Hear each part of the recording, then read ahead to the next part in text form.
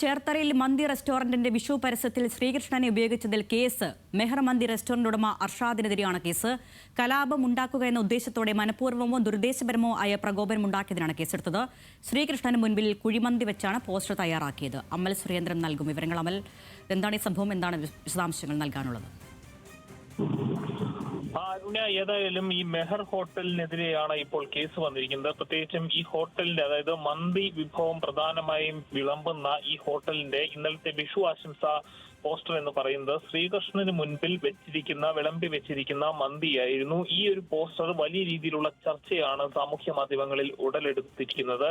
അതിനെ തുടർന്നാണ് പോലീസിലേക്ക് പരാതി പോവുകയും പിന്നീട് ചേർത്തല പോലീസ് ഇപ്പോൾ ഈ ഹോട്ടലിന്റെ, മെഹർ ഹോട്ടലിന്റെ ഉടമയായിട്ടുള്ള അർഷാദിനെതിരെ കേസെടുക്കുകയും ഇദ്ദേഹത്തെ അറസ്റ്റ് ചെയ്യുകയും ചെയ്ത സാഹചര്യം ഉണ്ടായിരിക്കുന്നത്. BNS വകുപ്പ് 192 പ്രകാരം കലാപം ഉണ്ടാക്കുക എന്ന ഉദ്ദേശത്തോടെ മനഃപൂർവ്വമോ ദുരുപദേശപരമായ പ്രകോപനം സൃഷ്ടിക്കുക എന്നതിനെതിരെയാണ് കേസ് എടുത്തിരിക്കുന്നത്. ഏതായാലും 1 വർഷം വരെ ശിക്ഷ കിട്ടാവുന്ന വകുപ്പാണ് ചുമത്തിയിരിക്കുന്നത്.